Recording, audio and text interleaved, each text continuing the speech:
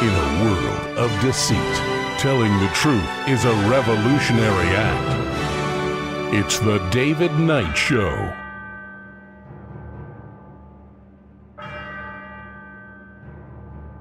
As the clock strikes 13, it's Monday, the 27th of July, year of our Lord 2026.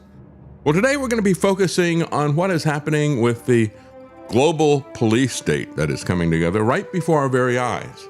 And of course, the eyes of this global police state are the flock cameras and the Axon cameras. Let's not leave them out either. And the brains that are being put out there are going to be the data centers. And then what are the hands and the boots on the ground and the boots stomping us forever in the face, just like George Orwell? That's the federal police, the ICE agents, who go about their business without search warrants, without identification, without uniforms.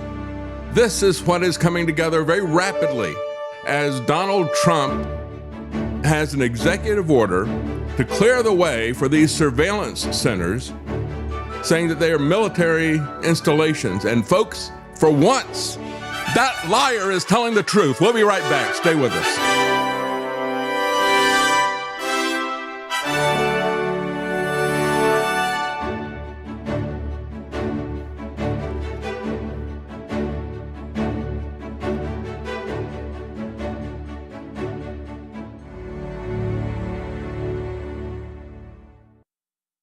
Well, I'm going to begin today with kind of an overview before we get into this. What is the purpose of news? What is the purpose of our free speech? And of course, as Ed Snowden said, and he got it exactly right, he said, all these people say, I don't really care about being surveilled in public spaces. I've got nothing to hide. I'm not doing anything wrong. Yeah, well, he said, that's kind of like saying, I don't care about free speech because I've got nothing to say. Well, you may want to hear what other people have to say, or you may be concerned about the fact that these things are the hallmarks of tyranny. Censorship is the hallmark of a tyrant, a secret society, which is what national security state is, folks. It is a secret society. You're not allowed to know what they're doing to us, but they will know everything about you. That is the purpose of all of this. And I've been talking about this ever since I've been on air. I've been talking about geospatial intelligence. This is something that came into play in the late 1990s. Of course, the internet was designed by DARPA psychologists to manipulate people, not just to have a free reservoir of information. No, his intergalactic computer network was a psychological experiment. But it was not practical until the late 1990s when the internet capacity, the switching circuitry got up to a sufficient broadband. At that point, they made their move. The CIA went public with In-Q-Tel, a venture capital firm, and always in the past, if they channeled money to somebody, it was under the table, secretly. Then they did it openly. And if you look at all these different venture capital firms, they are joined at the hip with the CIA, with the NSA, with this deep state, if you want to call it that, the intelligence community. And they had people who were active or retired from the intelligence community sitting on all the boards of these venture capital firms. And when you look at what is happening with Founders Fund, Palantir, this is Peter Thiel's connection to all these different things. When you look at that, when you look at Mark Andreessen, when you look at Lucky Palmer and Andrew, these guys are all connected to the military-industrial complex. And now they have the police-state industrial complex. But before we get into that, this article caught my eye on World Magazine. This is a Christian magazine. I've disagreed with them on their Zionism, but they got this part right. They said news is an opportunity to see God's world through God's word. It helps us to understand God's world more truthfully so that we can live more faithfully in it. They said what triggered this article was something that the New York Times put in. They had an article, How Times Reporters Talk to Their Kids About the News. And they said, well, we applaud that and we share many things with them. Of course, there's a fundamental difference as well. They emphasized honesty. They said children should hear the news from trustworthy adults, language that is appropriate for kids, not to pretend that evil doesn't exist, but they also don't need to know all the details of all the evil. That's what I try to do as well. So I said, yeah, we affirm all that, but the New York Times reporters just assume that the primary purpose of journalism is to help people understand and to navigate the world, and they're right about that. But it's not the fundamental purpose. The fundamental purpose is whose world are we trying to understand? And what is the purpose? I remember an anecdote that was told by a preacher I heard once, and he said he had his kid in kindergarten, and he went in and they were talking about this activity that they were doing, and he, went on for quite some time, and he raised his hand and said, "What is the purpose of this?" "Oh, well, I don't know." He said, "If you don't have a purpose, it's not education." And so there always ought to be a purpose. Well, that is our purpose, to help us to live more faithfully in God's word. He said, we don't want students just to know the facts of what happened today. We want them to understand the world as God's world. News is not merely information to be downloaded. God has revealed himself in two ways. In general revelation, we say, through the world, and in special revelation in his own word. And so through those things, we can see the beauty and brokenness alike, as they point out in this World article. But it's only through God's special revelation, Scripture, that we learn how to understand what we see and how to respond to it faithfully. Then they said, so when a war breaks out, it's like, precisely, that's my issue with world. They excuse these wars, which, if we look at the wars from a Christian perspective, there is no justification for what Trump is doing in Venezuela, in Iran, or what he wants to do in these other places. They have not attacked us. War is not a tactic that you use to take something that you want. That's the way Trump uses it. That's the way Israel uses it. And I have a real issue with that. And I think the problem with that is that this whole canard of Judeo-Christian idea. Let me say that the people that we're talking about here, the Judeo part, they don't pay any attention to the Old Testament. It'd be bad enough if they just rejected Christ. That would put them at odds with us, right? We would not have common ground on fundamental issues if they reject him as Lord and Savior, if they reject his teachings, which they do. They think Genghis Khan is better, said Netanyahu. Well, that is the way that they operate. But let's understand that it's not simply that they reject Christ. They reject the Old Testament that spoke of him. That's the purpose of the Old Testament. All of it points to Christ. They reject that. They reject those fundamental morals. They reject what they call the Tanakh, which is what we call the Old Testament. They focus strictly on the Talmud, on rabbinical writings. It's the opinions and the doctrines of men. Pharisees and scribes, the lot of them, and ruthless Genghis Khan wannabes. That's what we have in Israel. So why is it that Christians support these people instead of opposing them? I do not understand. So when war breaks out, students should certainly understand where it is happening and why. But we also want them to recognize the dignity of every person involved. Do you recognize the dignity of people involved in Gaza or Lebanon? Do you recognize that? How about the school kids in Iran that we targeted? Do you recognize that, World Magazine? No, I've seen them explain that away and wave that away with their hand, almost as bad as War Pete. How about the reality of sin or praying for those who suffer? No, we machine gun them in the water. That's what War Pete does. How about confidence that history unfolds under God's sovereign care? Israel says that God gave them this land. The ultra-Orthodox Jews will say, yeah, and he's going to give it to us again, but we don't have to use the tactics of the Israeli government, Likud party, what many people call revisionist Zionists. These are the radical jihadi Jews that are out there. And they're going to steal it. They're going to take it. They're going to kill people for it. The ultra-Orthodox say, yeah, God made a promise. God will deliver on that promise.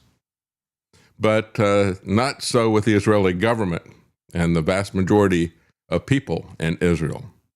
They decided that, like Abraham, well, okay, God promised me a son, but He hasn't delivered, so I'm going to take matters into my own hand. And you wound up with the father of the Arab nations as a result of that. So they said, when we report on scientific discoveries, we hope to cultivate wonder at God's creation, gratitude for his common grace. That's right. And I would recommend to you, especially if you had kids, a great resource for this is Answers in Genesis. It was something that we turned to for educational resources when we were homeschooling. And I got to say, I loved it personally. It was the antithesis of the way that I've been taught in school. Here are the facts. Okay, there's no dispute about the facts. This is what we see. Here's the fossil record. Here are the fossils and so forth and so on. This is the way the evolutionists interpret it. This is the way we interpret it because we believe God's word. And it makes a lot more sense that way. And there is a sense of wonder in creation. Not looking at what essentially I think evolution is a cult of death. It sees death as a creating force. I reject that approach. And so rather than looking at comparative vertebrae, you look at the unique design of all these different animals, and it truly is an amazing way to see God's world. When we report on politics, we want students to understand public life without imagining that politics is the center of everything. It is not where we get our meaning. I've said this over and over again about Hillary Clinton, the politics of meaning. And clearly for these people who grasp this, even beyond death, as we see happening with Mitch McConnell, they grasp these levers of power and try to hang on to them forever. They will not leave because that is the only meaning in their life. Governments ordained by God, they deserve careful attention, yes, especially because when they no longer follow God's word, when they become illegitimate, it is the right and duty of the people to alter or to abolish those governments. We have a government that goes to war against the will of the people, continues that war against the will of the people, violates the law of the Constitution. When we have a government that creates this metastasizing cancer of flock cameras everywhere, and then when people push back on it, they double down, they bribe, they threaten. When we have a government like that, when we have a government that is sending out masked thugs who do not show their identity, who do not wear uniforms, who have unmarked cars, who have no warrants, and they start brutalizing people on the street, I don't care what the reason is. I support controlling the borders. I do not support the tactics of ICE. If you don't see where this is headed, when you have political opposition coming in, what is a Democrat going to do with that kind of power? MAGA, what do you think is going to happen with that? And so we need to understand where this is headed. And we need to understand this is a government that doesn't even pay lip service anymore to the fact that it is of the people, for the people, by the people. Not at all.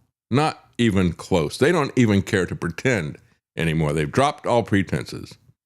So this vision shapes the conversations many of us have with our children and grandchildren. We hope that those conversations help them grow in wisdom as they learn to see God's world through God's word. The Times reporters are trying to prepare their children for a world that they will inherit, and we admire that instinct, but we simply believe that preparation for the world involves more than understanding current events. It means learning to see reality as God sees it. That's why we care so deeply about both the facts of today's news and the truth of Scripture. One of them tells us what happened. The other one helps us to understand what it means. And I think when you put both of those together, you can see where this is leading, quite frankly. And it's not a good place.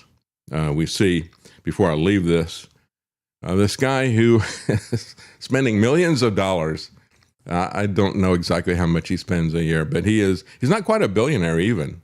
He is a centimillionaire. He's got hundreds of millions of dollars, but he doesn't have $1 billion. That's why when you look at the massive amounts of money these people have, hundreds of billions of dollars, it's just astronomical. We've never seen this kind of concentration of wealth before in history. Think about how wealth and power corrupted Solomon with all of his wisdom. What do you think about these guys? They didn't start out from such a high place as Solomon did. Where are they at this point? Well, this guy is talking about how he's cloning himself as a newborn to grow organs for transplantation. Well, that's not exactly what he's doing. They point out in the headlines of this from Futurism that's a preposterous exaggeration. But that basically gets to where these people are ethically. He was the one who put up a picture of himself edited to look like a baby. I guess he's watched 2001 too many times. But the ethics of what these people want to do, they see us as something simply to be used for their agenda for living and so forth. And so when you look at these people, the technocrats and their agenda of transhumanism, post-humanism, the singularity and all the rest of the stuff, just understand. They see you as useless eaters, but also maybe as spare parts, simply things to be used for them. He said this may be scary to some people, it may be a dystopian future, but for others, they will see that it is the inevitable future of health. Cannibalism. Just take the TH off of there. Literal future of hell. That's right. It is truly amazing how everywhere we look, we see people implementing this dystopian visions of novels and films that we've seen I can't think of one dystopian novel that they're not trying to make come true. And pretty far along the way. This guy's 48 years old. Also, I just have to say, how deluded, just some people may look at me making a clone of myself as a baby and then harvesting its organs, and they might think it's a little dystopian, but yes. It's just normal. It's just the future, right? It's just the future. And of course, if they can do it, it was Michael Crichton. That was the central point of Jurassic Park. Just because you can do it doesn't mean that you should do it, right? But that doesn't get through to these people. I mean, that's basically why he wrote that book. He was warning people about genetic modification and what was soon to be possible. And he was spot on about that. Well, one last story here before we get into Flock. This is a Christian activist who is suing a Minnesota city for putting a price tag on his constitutional rights. This is a guy who would go to public gatherings and regularly hold pro-life and gospel-centered placards on public property. He would wait peacefully and silently, speaking only to those who initiate conversation with him. In other words, he's not standing there with a bullhorn. I mean, we've had situations like that. And, that can be pretty annoying, even if you agree with the person. I remember when we were in Memphis, we stopped to get something to eat on a trip from Texas to here. And Travis and I went back to get something from the car, and they had, Black Hebrew Israelites. Denouncing us as white evil demons because of the color of our skin and things like that. We're like, good times. Yeah, I don't know. I don't have a weapon on me at this point in time. Anyway, it was, so you can have various levels of that. However, we're talking about the public square. And so he just stands there silently and holds placards. And if somebody wants to come up and talk to him, they can. And yet the city didn't like that. He said, I block no one, I threaten no one, I sell nothing. He only asked to be left alone to speak. And we have already seen this happening in abortion clinics in the UK. Remember all the people who have been arrested for silently standing near an abortion clinic? They're not hectoring anybody. They're not even carrying a sign. And the police will walk up to them and say, are you praying silently? All right, then you're under arrest. They've arrested one woman multiple times. And the courts have not gone along with the police all these different times that they've done, but they keep doing it. That is what the police force wants, although right now the judges are throwing that out, as they should. Initially, he paid a $20 fee in order to hold signs on public property during the hours that the market was operating. And I've seen this type of thing done before as well. I remember when we went to a great deal of trouble, we got on the ballot in North Carolina as a Libertarian Party, as an independent party. That's difficult enough. And of course, that consumes pretty much all your financial resources right there, as well as a lot of volunteer energy. But we had a good candidate, and we wanted him in the debates, the gubernatorial debates. And they wouldn't let us in. And so we showed up to protest. And then there were some socialist Democrats who showed up to protest us. Now, the people in the Libertarian Party understood, because they've done this rodeo before, that you've got to get a permit to protest, to stand there and hold a sign. These guys didn't. So they came there to protest us. And it was, as they say, schadenfreude when we saw the police come and haul them off because they didn't have the sign. And we're telling them, do you see why you need to support the Libertarian Party? Because this is what it looks like when they don't respect your right to free speech, even in a public area. So we turned it into a object lesson for these people. I don't know if they learned anything from that or not, but isn't that crazy that you have to get the government's permission to speak? And of course, it always begins with religion, because politics is downhill from that, always is. Let's talk a little bit about what's happening with flock cameras, because we've seen some very bad things happening over the weekend in terms of Donald Trump. Again, they're putting in this police surveillance state. It is a massive profit center, and it is the same principle that they've operated censorship through social media on. It is the same principle that has led to the creation of the military-industrial complex, which has led to one war after the other. When you look at the massive amounts of money that goes into the military-industrial complex, it is this unholy alliance between corporations and government for profit. And once they build this massive arsenal, you have politicians who, like Boromir, cannot resist the urge to wield that weapon. We just had a video clip. I apologize, I don't have it in the deck. I had difficulty downloading it. But we had a video clip of Lindsey Graham before he died, just gleeful about how wonderful Trump is. Oh, he gets in the zone. You know, he loves this war stuff. He's really good at this stuff, right? The two of them love killing people, love wielding the power. And he understood that. Lindsey Graham, this Grimer worm-tongue, he knew that this is the moment to strike. And so he told that snake, Bibi Netanyahu, he's like, yeah, he's puffed up with pride about Venezuela. Come in and finish him off. Lead him into war. I mean, it is so satanic when you look at the way this all unfolded, and that is exactly what happened. But it is a temptation that people of no character, like Donald Trump and Lindsey Graham, cannot withstand. And so when we look at the weaponization and the massive buildup of resources here to go to war with us using our own money, that's what they're doing. They're creating a system to go to war with us, and they're doing it in a very American kind of way. As this article from Free Thought Project points out, they said if you look at the difference between the way China is doing it and the way the U.S. is doing it, they're coming back to the same exact place. It's what I've said so many times about fascism and communism. They all get you to the same place, this totalitarian hell. They come at it from different tactics. They come at it from different justifications. In China, they do it simply because, hey, we can, right? We can do whatever we want. The people understand that. When we adopted our daughter from China, the family that they had placed her with as a foster family, she was old enough that they'd taken her out of an orphanage and they put her in a foster home.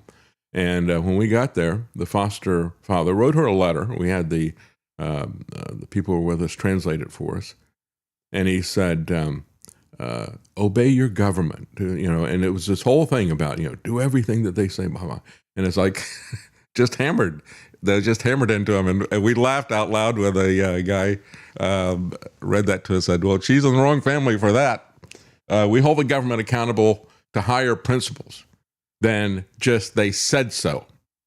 That's what I have. That's my beef that I have with Trump. He is a literal dictator. And we got another executive order that he did last Thursday, basically declaring that these surveillance centers, they call them data centers, these surveillance centers are now military installations. Who knew, right? We knew this because they were already talking about how they needed to protect them against drone attacks. And I joked about it with one of my guests when we were talking about AI. It's like, yeah, Why are they so focused on protecting these things? Why are they figuring out that people are going to want to attack them? And folks, it's not just that Iran or Russia or China want to attack the data centers. No, it's Americans themselves that are attacking Flock. It's Americans who don't want to have these data centers. And so they're going to make them a military installation, which has a slew of implications for it, including eminent domain. Meanwhile, Trump is bragging and boasting about how everybody's going to want to have these because it's going to bring so much money into the local and state governments. Isn't that the way that they always work? When you look at the corporate government fascism that has created the military-industrial complex, it's that same corporate government fascism that is at work with the police-state industrial complex. And of course, all of it is done, they get around the Constitution, they get around the 10th Amendment by bribing people and blackmailing them with fiat currency. And so you have fiat rule, dictator rule by executive order, and you have fiat currency to buy people off. It's exactly where we are. There's an excellent article about all of this, putting it in context. We'll only just begin on this before we take a break here. But the Fourth Amendment is being liquidated by subscription. This is from the Free Thought Project, and it is a comprehensive article. And if you want to be able to answer the questions that people have for you, when you say, well, I'm really concerned, oh, it's just a picture. They're just taking a picture. You can take anybody's photograph in a public square. That's not a problem, is it? Well, it's interesting how they then privatize that information. But the bigger issue is that these people are not seeing the forest for the tree. They see a camera, and they think it's simply taking a picture. But that is simply one node in a vast forest of cameras. And it is that vast forest of cameras and the AI's ability to make sense out of that, to find a needle in a haystack. So basically what they're doing is creating a massive haystack here so they can find you, a massive net. And isn't it interesting that the internet was always called the net? I don't know. It's just one of those things, right? Yeah, it is like a net, isn't it? A web. And it is, these people are the spiders, and we are the bugs in their web. And so, again, fascism is a merger of government and corporations. It doesn't have to be authoritarian. It can just simply be corrupt. But in this particular case, it is both corrupt and authoritarian and anti-constitutional. As a Free Thought Project said, this is not merely a story about one overly ambitious technology company. Flock is the case study, but the real subject is the creation of a public-private surveillance regime. Whenever you see the term public-private, that should make your spidey senses tingle. I hate that phrase. I mean, we see that. Another one that bothers me always is stakeholders, right? That means that these are the vampires who are holding the stakes when we should be holding the stakes to drive it through their heart or whatever their agenda is. Corporations collect the data, venture capital finances the infrastructure, local governments purchase access, federal agencies find side doors into the system, and ordinary citizens are told that none of this is particularly concerning because they were technically visible while driving on a public road. Here we go. And as I said before, it is the same dynamics as a military-industrial complex. It is war for profit, except this war is against us. Folks, we're going to take a really quick break, and we'll be right back. Stay with us.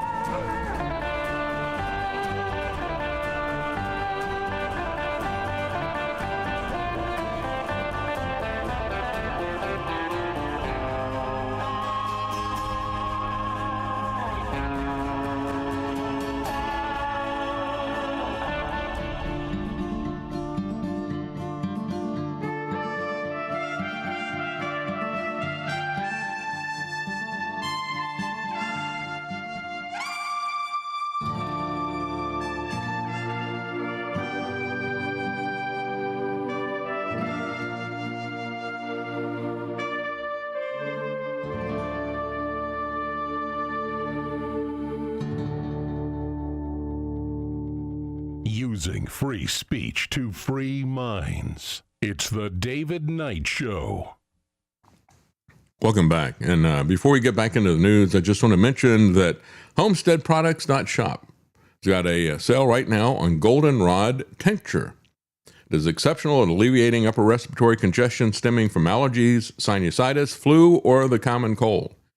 And I don't think I'll ever look at anything about allergies again without always remembering the fact that the Israelis hate these olive trees and they're destroying them everywhere. In Lebanon and other places, things that have been there for millennia and were prevalent at the time of Christ. And yet, 66% of Israelis are allergic to the olive trees, when it only affects about 1% of the world's population. Another indication that the Ashkenazi are not from there. When they have a state that is built on ethnicity, you might want to take a look at this, but I digress. The sale for Goldenrod Tincture right now at homesteadproducts.shop, and it's on sale right now. So take a look at that. You might want to give that a try, especially if you have any allergies. Maybe you can send a boatload of these to Israel so they don't have to tear down the olive trees that have been there for millennia. Let's get back to the flock stuff, though. Purpose of government, folks, is to protect our rights, isn't it? To protect our rights and liberty. That is the foundational document of America. That is the idea that America was founded upon. The Constitution is an attempt to try to put that into law, an attempt to try to control the consolidation and the power of government. But the fundamental principles, which is what we just celebrated the 250th anniversary of on this last 4th of July, are laid out in the Declaration of Independence. Because we have rights that we get from God because we're created in His image, governments are created to secure those rights. And when the government does not do that, when the government itself becomes destructive of those God-given rights, then it is the right and the duty of the people to alter or to abolish that government. And that includes these cameras.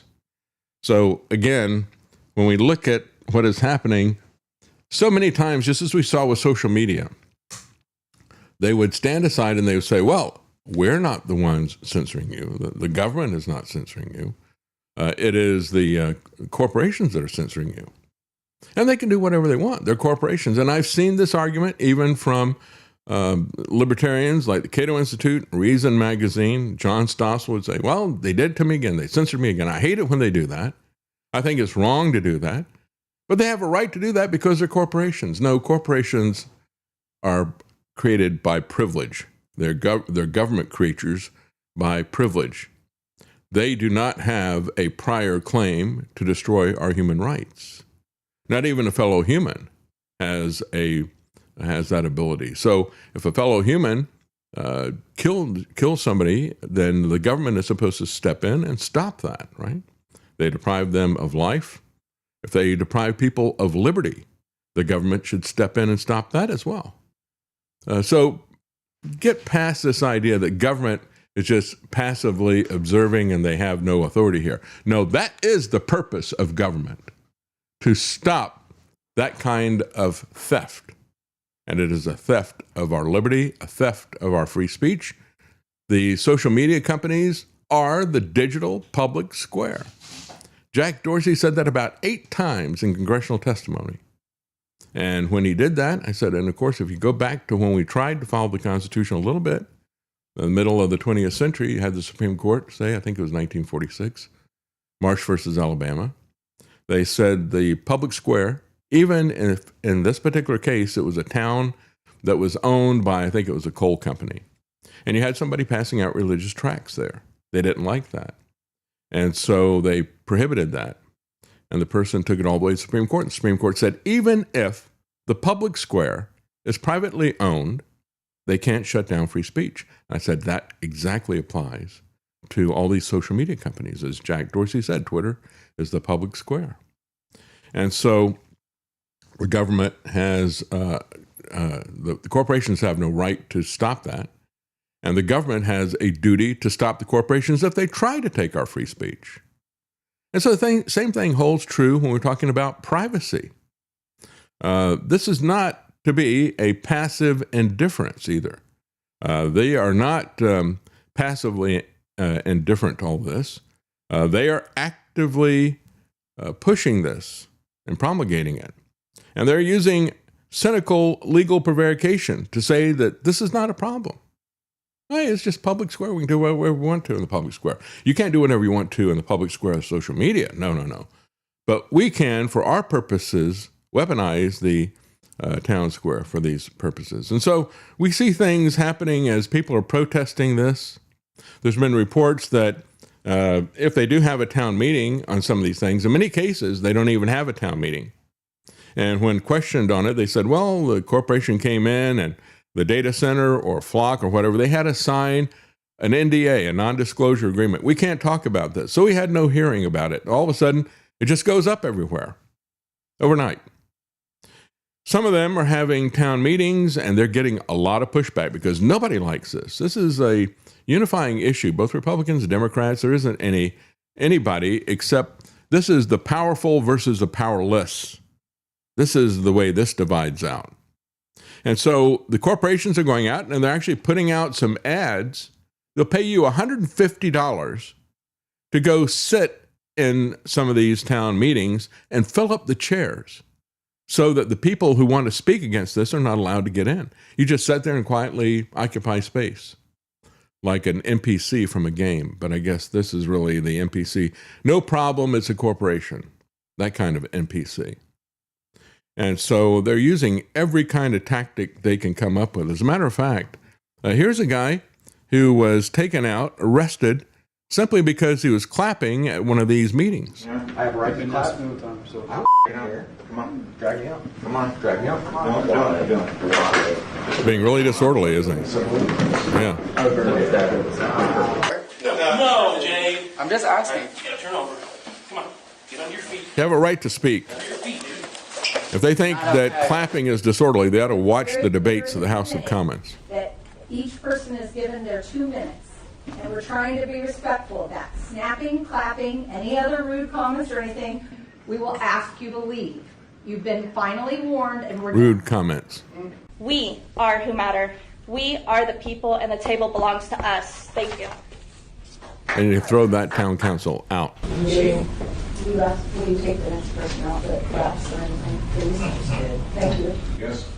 I have a right to speak. Yeah, I have a right to clap. So I don't care. Come on, drag me out. So yeah, we've had other situations where you have town council meeting and there's a hot mic.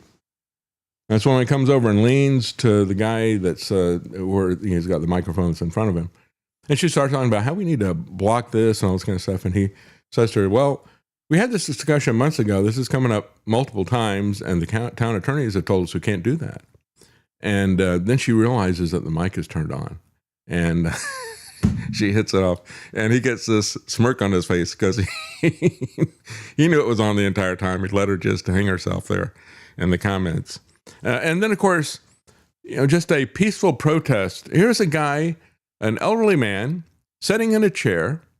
He's got a pole, and on his pole is a sign that blocks Flock and says something like no Flock or something like that. Well, he's not allowed to do that in a public space. The Flock camera, however, can get a pole, and they can put a camera on there, and they are not only allowed to do that in a public space, but the police show up to arrest this guy. That piece of hanging on the pole?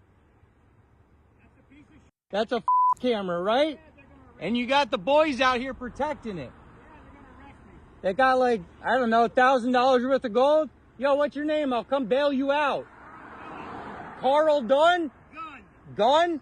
G-U-N-N? Yes. If you hit the county, I'm coming to bail you out today. Thank you. The Flock cameras. And you for not standing up for us. Yeah, so he's got a pole and he's got a sign. They got a pole and they got a camera. One of them gets protected, one of them gets arrested. So much for the idea that it's a public square, right? And then there is a whistleblower who used to install these things. And he has some tips on how to deinstall them, as well as some issues that he has with it and the motivations behind all this. What's going on, everybody? I'm a former flock safety field tech. Here on the scene of the very first license plate reader I installed as a field tech. We're going to theoretically take one of these cameras down. What you would want to do is start by taking down the camera itself, which is this unit up here. That's the 8mm or 5/16 in Freedom units. You want to get that camera taken down. You want to cut the cable as fast as possible. The solar panel itself is held on by 8 set screws. Okay, to remove the solar panel, you have to loosen 4 of those set screws. Now that's 13mm. When you cut the cable, they're going to get a notification that you've been tampering with the camera. What you want to do is get this camera off the pole as soon as possible and start making your way back to your vehicle. You want to get back to your car, and as you're walking towards the car, take that Torx bit on that same impactor drill, whatever you were using, put that T25 or T30 Torx bit on, and as you're leaving the scene, start unscrewing the camera housing. So by the time you get to your car, you can pull the battery back up out and it can no longer track your location. The moment you cut that cable, they're going to dispatch police to your location. So you want to flee the scene quickly, and as you're fleeing the scene, start taking that camera apart so you can get that battery backup out. Don't throw the battery backup out because they could be used for tons of things. I've heard of people using them for remote-controlled cars, remote-controlled planes, and different hobbies, even using them as a makeshift, power source for lights in their work vans. A couple things to clarify about the pole. This one is not mounted legally. Garrett Langley, the CEO of the company, said it himself. They're kind of going based on brute force. They're just trying to install as many of these as possible, as fast as possible. And this is a good example. This is not safe. Not only is it not safe, it's not stable. I barely touched it, and look how much the thing is swaying.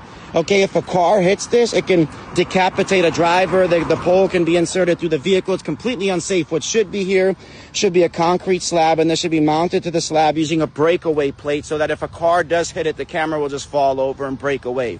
It won't provide any resistance. Nothing can penetrate the vehicle and decapitate drivers and make a bloody scene. Now, why are they trying to brute force everything? They're brute forcing as many of these cameras, installing as many of these cameras as they humanly possibly can, because they're trying to IPO. They have private customers. There's a mosque, and the mosque is leasing this camera. Okay, the way it works is they pay for a year lease, and Flock maintains the camera. Anything that goes wrong with it, whatever, they maintain it. But you never own it. You just have a login. You have access. You can view what the camera records. Any plates that it picks up, anything that passes by and is recorded by the camera, you have access to. You have your own login. Now, this login, this access between private institutions can be shared. For instance, police departments lease a lot of Flock cameras. But between municipalities, they don't technically have a login. They only can log into the cameras that they lease, right? So let's say Skokie Police Department wants to access cameras in Morton Grove. They'd have to make a phone call and get those videos sent over. But what they do is they share access. So Skokie can share access with Morton Grove, and they could just log into each other's cameras. And this is done on a worldwide. Any private or public business can get a Flock camera through a lease. And that's the key thing. That's part of the beard, right? Well, we got a private corporation that's out here doing it, and they're contracting with private organizations. It could be a business, it could be a mosque, it could be anything like that, right? Church, a school. Yeah, they just want to have a record of people who are coming in, and they contracted with us. They're leasing it from us. And so that's where the issue comes in. It's not the camera per se.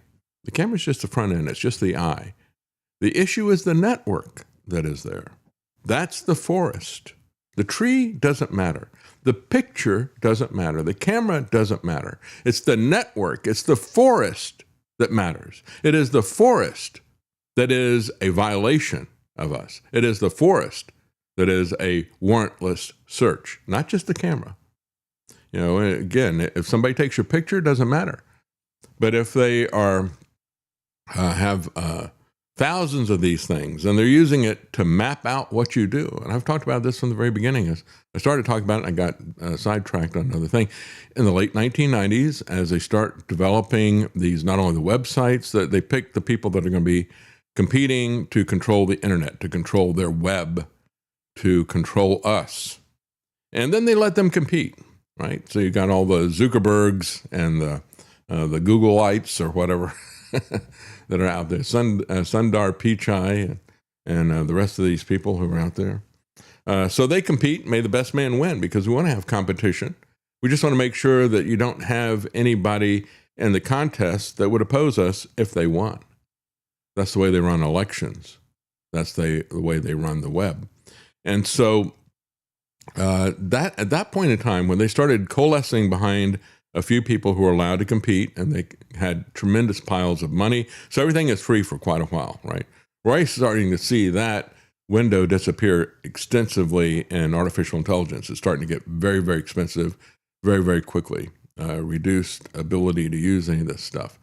But it ran a while for the internet, ran for free, and there was a lot of big stash of money that was provided to them by these venture capital firms that were allied with DARPA and the defense industry and the intelligence industry. It was all weaponized from the very beginning. And what were they focused on? The fastest growing aspect of the intelligence communities was something called geospatial intelligence. I've talked about this over and over again. It's been a hobby horse of mine. Because geospatial intelligence gives them anticipatory intelligence, the original AI, right? Even before they had AI, they could look at your metadata. They could look at a lot of these other things that they were collecting.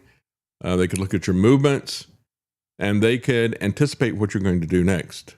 In many cases, better than you could. And this was something that was talked about by Zbigniew Brzezinski back in the 1970s when he wrote his book, Between Two Ages.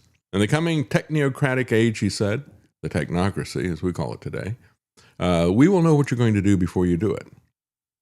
And they knew what they were going to do before they did it as well. It was their scheming. But this geospatial intelligence is really what this is all about. Don't let them fool you by just pointing to, well, it's nothing but a camera, right? Not a big deal, right? When the government installs these surveillance systems, citizens may demand hearings, records, policies, and legal justification. But when a shopping center or a homeowners association or a mosque or a church or a school installs the sensor and later opens the data to the police, now responsibility becomes diffused. And so it's something of a shell game. And this is the key difference, really, between the way this is rolling out in America versus China. As I said before, China just comes in and says, you're going to do this, and they have to do it. Here they have to pretend that it's not really them. Plus, this allows them to wet their beak, as the mafia figure would say. Lets them profit personally out of this stuff as well. This is very much like when they use civil asset forfeiture. They say, well, you don't have any due process because you haven't violated a law. You violated a rule from a bureaucracy. And since it's a rule from a bureaucracy, it doesn't, the Bill of Rights does not apply. So you don't get to have a presumption of innocence. You don't get to have a jury trial or all the rest of these things, excessive punishment, all the rest of it. If this is something coming from the bureaucracy, they can do whatever they want. And the Bill of Rights doesn't apply. And that's the reason why the Congress has kicked over their responsibility of so many of these things to the bureaucracy. Because the FAA can come in at some point, they say, well, we're going to start licensing drones. Remember when they first did that? And they put it down at a ludicrously low weight, even to the extent that technically toy drones would have to be registered with them. Oh, it's all right. It's only a $25 fee. But if we catch you using this thing without a registration, we're going to charge you, what was it, $20,000 or something like that. That's excessive, right? But they say, well, the Constitution doesn't apply. We can do whatever we want to. We're a bureaucracy. We're making rules, not laws. Laws are made by your elected representatives. It's like, no, they aren't. They are too busy holding show hearings. They have the president issuing executive orders, and they have the bureaucracy issuing rules. That's the way Washington works now. Forget about Schoolhouse Rock. That no longer applies. In March of 2025, Flock announced that it had raised another $275 million, and they have raised capital that is nearly $1 billion, $950 million. They're getting it from the usual suspects. Isn't it interesting? It's always the same few that own and control everything. Andreessen Horowitz, Peter Thiel's Founders Fund, Bedrock, and many others. Same names keep showing up all the time. Y Combinator is another one. Reuters reported that they're nearly at $1 billion in terms of funding. And of course, as they point out in this article from Free Thought Project, proliferation was actually the product. They had to do this massive rollout because that is the business model of Silicon Valley. Move fast and break things. Get it up to scale really big. If you get it scaled really big, now it's worth a lot of money. Central question is not whether a camera has ever helped to find a murderer. It's whether the possibility of finding a murderer justifies continuously logging everyone else. You see, that's the same principle behind Marsha Blackburn's Kids Online Safety Act, or the parallel horrific censorship that is rolling out in the UK. They call that the Online Censorship Act. She just added kids at the front, but their justification is largely to protect kids. So how do you protect kids? Well, you make everybody else prove their identity. And first you strip the parents away from the children so they can't protect them. That's right. Then you put them in a school where the people there aren't just not going to protect them, but possibly actively predatory towards them. Mm-hmm. Mm-hmm. That's right. Yeah, yeah. It's problem, so cynical, reaction, solution. Isn't it cynical to talk about protecting the kids when you look at what they've done with the schools, when you look at what they've done with the vaccines and all the rest of the stuff? And I'm not even talking about the Trump shot, the COVID vaccine. I'm talking about the fact that, what was it now, 40 years, let's see, it was 40 years ago, 1986, the act that said that the pharmaceutical companies, even though at that point in time they only had 3 vaccines, now they got 72. But even then, they were doing so much damage to kids, they were going to be put out of business, so they protected them to abuse the kids. So Marsha Blackburn, don't talk to me about protecting kids. If you're not going to stop the vaccines, if you're not going to protect them from the genetic code injections of Donald Trump, don't talk to us about protecting kids. You know, they always say, well, in conservative states, we're not going to push this DEI and CERT and all the rest of it. We're not going to have the gender gaslighting, right? Whatever. But that's only the most extreme abuse of the kids that we see in the school system. But you are directly abusing the kids with these shots and these vaccines, and you won't stop that, will you? A photograph is not necessarily a tracking system, but having billions of searchable photographs turns it into one. That's exactly what I was saying. You got to get rid of the idea that a single camera is a threat to you. It's not the single camera, it's the network behind it. It's not the tree, it's the forest that you can't see because you're only looking at that tree, that pole that they've got there. In a 2026 interview, the CEO of Flock described the public policy question as deciding what degree of, listen to this, quote, privacy erosion, unquote, Americans are willing to accept in exchange for increased safety. Again, this is always the fool's bargain of trading liberty for the promise of security. Matter of fact, Benjamin Franklin took that on directly. This is not anything new. It's human nature. They always promise to keep you safe if they take your liberty. As he said, those who will do that don't deserve liberty. And I would say history has shown us that they don't get it either. It is a zero-sum game. To the extent that you have sacrificed your liberty, to that extent, you are a prisoner, a slave. And they are never truly safe, are they? There's also the fact that the government cannot engage in proactive measures. All of their measures are reactive. That's right. Even if you believe this is a good thing, sit down and think to yourself, what good does this do you if you're the first person a murderer targets? Mm-hmm. This allegedly could be used to help them track down a murderer after he has committed a crime. Yeah. But right. You have to be responsible for your own safety. You have to be the one that is capable of defending yourself and your family. The government might be able to show up later and bring the guy to justice, maybe. Yeah, that's right. But you have to be capable of preventing the crime from happening in the first place. That's right. It's ultimately your own responsibility to protect yourself. And of course, you could argue that, you know, if you got somebody who's a serial killer, right? Then you get to the justice system. Will the justice system punish a serial killer? Well, there's a lot of open questions about that, isn't there? Photograph is not a tracking system, but the network is. And we're talking about privacy erosion. Are Americans willing to accept that in exchange for the promise of safety? Well, there are many who would say that. And to them, I would point, and you should as well, what Ed Snowden says. People who say they don't care about privacy because they've got nothing to hide, haven't really thought too deeply about the issues, because what they're really saying is that I don't care about this right. When you say I don't care about the right to privacy because I have nothing to hide, that's no different than saying I don't care about freedom of speech because I have nothing to say, or freedom of the press because I have nothing to write. There's a seriously concerning trend in many liberal and advanced democracies where we see a growing appetite in government to narrow the limits of our rights. A draft speech that was quoted recently by David Cameron after the election implied that simply because you're following the law, simply because you haven't done anything wrong, doesn't mean you'll be exempt from governmental interference in your private life.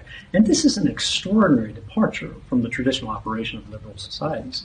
The whole point of the law is that's the standard of behavior that you are held to. To go beyond that and to say that the government's going to take a role not only in saying what is and is not lawful, but to actually say what is and is not proper behavior, reasonable thinking, an extreme idea, empowers the government in a way that I think without precedent in the kind of world that we grew up in. And we need to ask serious questions about, do we want to leave our children a less free world than the one that we ourselves inherited? And do we want to ignore the foundations of Western civilization? You know, he talked about the growing appetite of government. I would say that it's because they can smell what's coming. You know, I've had situations. I didn't participate in sports, but I did a lot of water skiing when I grew up in Florida, and you know, that was we would do it for a very long time, and that was a lot of exercise. You know, pulling back against that boat that's pulling you. And so we get really hungry. And I remember that many times there'd be a barbecue as well. And you would pull up and you're already hungry, right? Just like the government is already hungry for this stuff. They already want to do these things to us. Then you smell the barbecue smoke and it becomes almost uncontrollable. That's what's happening right now. They can smell the smoke of this barbecue that is being cooked in Silicon Valley. It's on the cusp of them having it. It's right there, and it is feeding their hunger that they've always had. This has always been the hunger of people in power. And they are moving heaven and earth to get this stuff through. The Supreme Court has repeatedly recognized that aggregated location data can reveal intimate details about a person's life, even when individual movements occur in public or the records were maintained by a private company. This is what geospatial intelligence is really about. And so we're going to take a quick break, folks, and when we come back, we're going to continue with this, and we're going to get into what's going on with the data centers. What is Trump up to with these data centers? Well, I think we know. He's began his administration greasing the skids for artificial intelligence, and of course, combining it with mRNA technology. What do you think they're going to do with this network when they declare the next pandemic? Not really much to guess about with that, is there? We'll be right back, folks. Stay with us.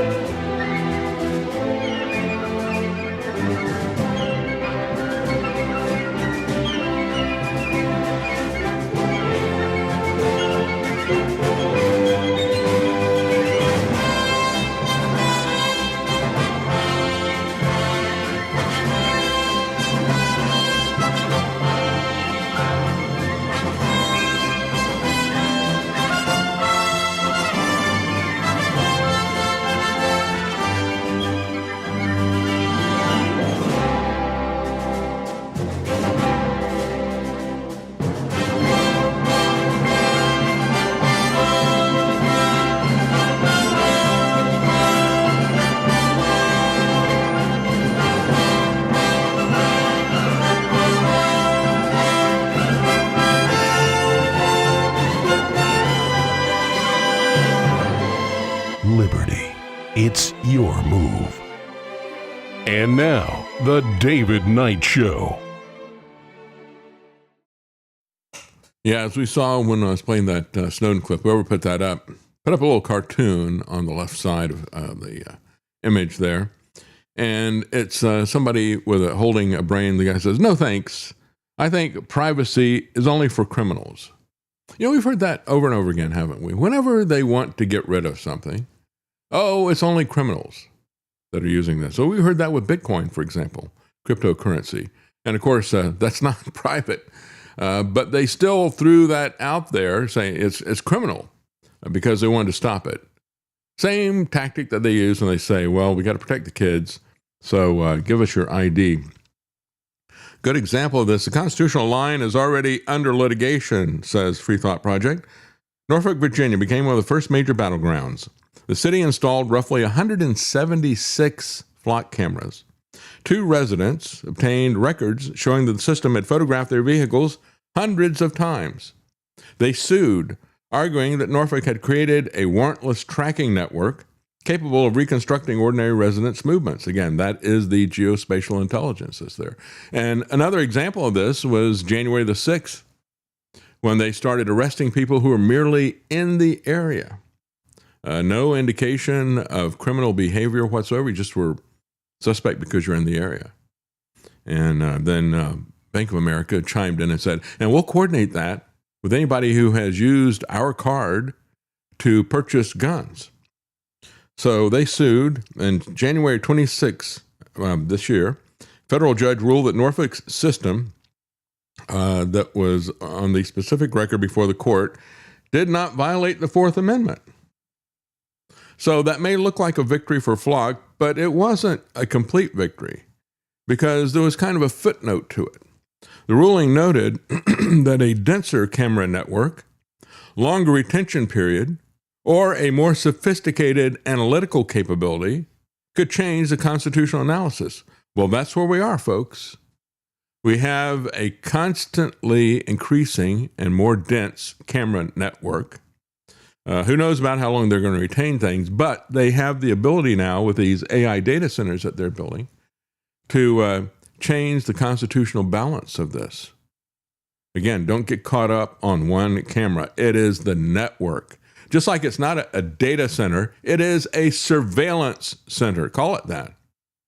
AI identifies additional attributes and separate databases become interoperable, I should say. That is the key thing also about this. The fact is that these have different jurisdictional areas. As that guy who used to work for them said, well, you know, the data that's here, that's only accessible directly by this municipality. But if they want to, they can set up an agreement where they share this information with adjacent cities. And of course, the information can also be shared with the federal government. This is another trend that has been a part of the Trump police state, and that is the removal of silos, data silos. In other words, the containment that is there. Typically, you know, when the intelligence agencies will work, they'll have compartmentalization, right? Well, you only know this little bit here. You can't know the entire operation. We're not going to explain that to anybody. Only a couple of people are going to know the entire operation. So if there's something shady that's going on, some kind of a false flag or whatever, they protect themselves with compartmentalization. They are removing compartmentalization for us. They will retain it for themselves, but they're removing that from us. They're putting everything into a big pot so it's easily searchable and analyzed by artificial intelligence.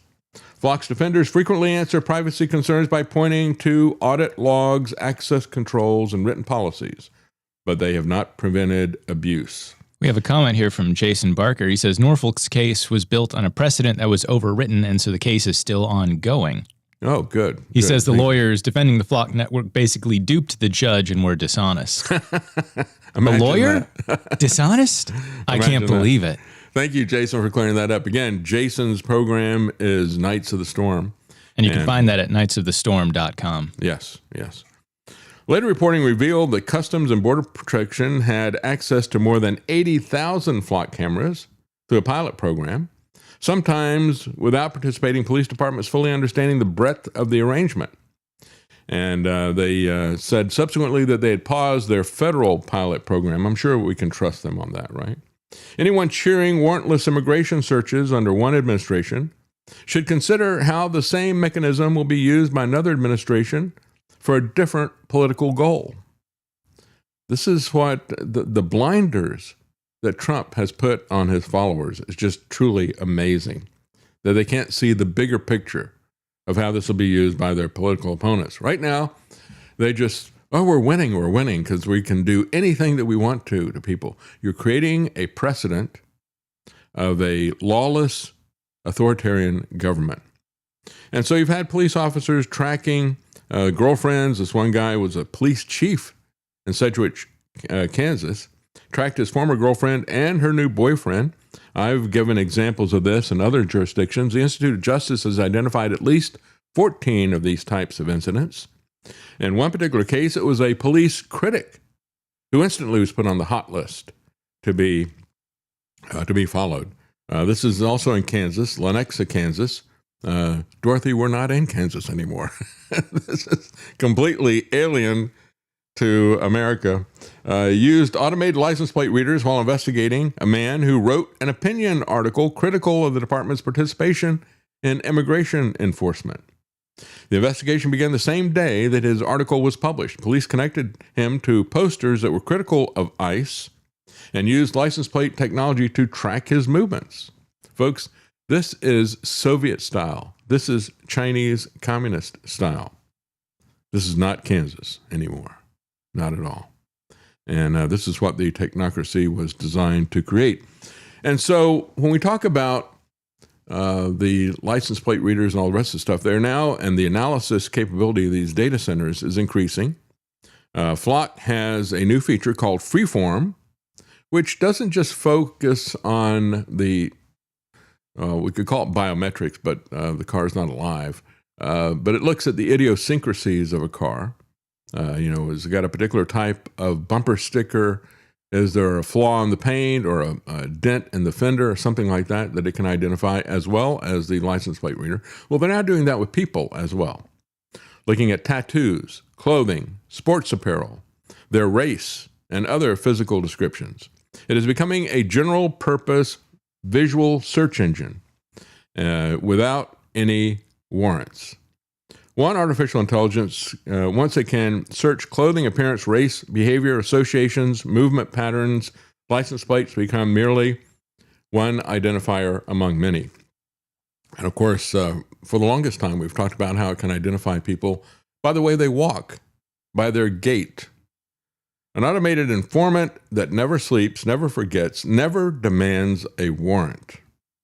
And so, again, the false matches and the armed police stops that are really concerning, even if you haven't done anything, right? What if they identify you as somebody who has? And we've had a couple of these incidences, and Eric Peters, last time I talked to him, he said he was getting kind of concerned about this because there were several incidents where people who were driving they were automotive journalists, and they were driving a car that didn't belong to them. It was provided to them by the manufacturer so they could drive it around for a while and do a car review, which is what Eric does as well at ericpetersautos.com. And he said there's been a couple of situations where they pull them over at gunpoint because they think they've got a stolen car. Then depending on how trigger happy the cops are, and remember, this is something that began over a decade ago, the Shoot First curriculum that came out of Washington during the Obama administration.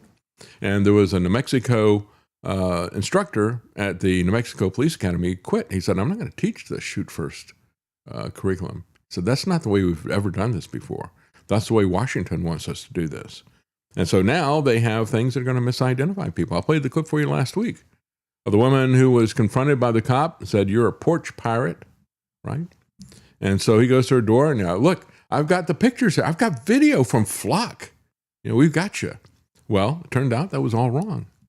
And they wouldn't listen to her for the longest time. We've had several incidents of this where people were arrested, many of them detained for a couple of months before they were allowed to present their evidence showing that they were somewhere else. In her particular case, she had a dash cam in her car that showed that she was somewhere else at that point in time. And so, again, they can give false identification. They have gone through and revised the terms of their contracts with people as well. This is a common tactic from Silicon Valley. How many times on any software that you use do you get to think that, well, we revised our terms of service. Click here to continue to use the service. Well, I don't want to use the service under those terms. Too bad then. What you paid for, you don't get to use. And we see this happening continuously with the people in Silicon Valley. This is another one of their quote unquote values. I guess we should start talking about Silicon values. They are ephemeral. They disappear. They have contracts that they unilaterally write to their advantage once you start using their products or enter into a contract with them or buy their service. So, folks, the customer owns the data is an absolute lie. If that were true, then there would be not so much money in all of this. And so many people have suggested that, why all the exclusive focus on flock cameras? Because they're not the only company, unfortunately, that's doing this. There's also another company that has been one of the founding members of the police state industrial complex. I guess we always talk about the MIC, the military industrial complex. I guess this could be the PSIC. That'd just be pronounced as sick. And this truly is sick, isn't it? So Axon is the company that is known for tasers. And they had a lot of blowback when they just offered to provide to schools drones that were armed with tasers. That's what we need in our police state academies, the training for the new citizens of the future, right? That's the purpose of schools. They've always told us that. Is to train the citizens to live in our society. Well, that's the kind of society they're training them to live in, a police state where there's lockdown, where there's searches all the time, and where they've got drones with tasers. In February 2024, of course, it's tasers and it is body cameras that they sell a lot of, this company, Axon. Now they're getting into these surveillance cameras as well. And so they acquired a company that called Fusus, I guess, or something. I don't know. Not Festus. It's not Marshall Dillon's deputy. They map alerts, they live stream, and they do public and private camera feeds. After they brought that in, now they can combine private and public video feeds, officer positions, shot spotter alerts, floor plans, and other data into common operational picture. In other words, no data silos, put everything together in one hopper. That's what they are trying to do. Here's an example. Flock versus Axon. Is almost certainly a deep state psyop. And I got all the receipts. One of the content creators for the administration, basically a binder guy, an Epstein binder guy, all of a sudden saying, the flock cameras are wrong. And then you did a deep dive and you found out something really interesting. I've found pretty much at least half a dozen cities that have canceled flock, but then signed up for another surveillance system, Axon. Except, who has ownership in this company? Well, turns out Trump. Earlier this year, he bought $5 million worth of stock in Axon. The minions of President Trump going out now against flock. And meanwhile, Americans don't realize they're just being replaced with a different surveillance system where Trump is getting some royalties on the side. Now there's reporting that this guy has come out with, Tony Ortiz, saying that he's spoken to at least 2 influencers that have been approached about getting paid to post negatively about Flock. So there you go. Then I looked into the investors. So Flock is invested by Andreessen Horowitz. That's Mark Andreessen, part of the Silicon Valley technocratic elite. Founders Fund, that's Peter Thiel's group, as well as Y Combinator, that is the group that Sam Altman used to run. And if you look at Axon, Axon is a publicly traded company, so that's old school, that's banker finance money. So their top shareholders are BlackRock, Vanguard, and State Street. Right. It's why are they pushing anti-flock? Oh, is it because potentially they want to steer these city contracts towards Axon? 100%. Is that a possibility? I have Yes. one more thing to share. Yeah. This is the headline. Epstein could have made $100 million on a secret police tech investment. Former Israeli Prime Minister Ehud Barak helped convicted sex trafficker quietly invest $1 million into a police tech startup in 2015. So Axon just bought last year the company that Epstein founded back in 2015 called Carbon. So now you have the tie of Epstein and the Israelis involved with this Axon company. And Trump Versus the technocratic elites. But the thing is, people aren't paying attention because everything is like anti-flock, de-flock. We need to get rid of these flock cameras. But they're quietly putting up these Axon cameras in replacement, and they're tied to Israel, Jeffrey Epstein, Donald Trump, BlackRock, Vanguard. So that's the point. That's the point. It doesn't really matter what evil group is behind it. We need to make sure that we're knocking down all surveillance cameras. That's right. That's the issue, folks. It isn't about, this corporation versus that corporation. It's about what they do. This is the way that they control us with the Democrats and Republicans. You build a loyalty, or you hate one of these and you love the other one because it's the other side of the coin or whatever. No, it's what they do. That's why it's what these politicians do. It doesn't matter whether they have an R or a D after their name. It's what they do, and it's issue by issue. And so Flock and Axon, it doesn't matter. They're both doing the same thing. But I think they're right. I think there is an orchestrated campaign to try to keep Axon quiet so these particular guys can make money out of it, Trump in particular. And so when you look at America versus the Chinese model of surveillance, again, for the longest time, I remember when this first came out, first time I saw this, China called its program Sharp Eyes. Now, again, Eric Peters always laughed about the sheep and everything. So when he saw Flock, he said, yeah, it's the way to keep their eyes on the sheep. Well, that's not all that's happening, because now Flock is going to fly. So maybe it refers to actually a flock of cameras. Here's where they're going. They're going to have flying surveillance cameras. This is what Flock is working on. Flock Alpha. The fastest DFR drone ever. So yeah, this is another dystopian vision of the future. Flying surveillance drones. That's what Flock is working on. So they're not the good guys in all this stuff. Neither is Axon. They're both evil. Just like the Democrat Party and the Republican Party. The most powerful camera. Yeah, there we go. Eye in the sky. Read license plates from 2,000 feet away. It's like half a mile.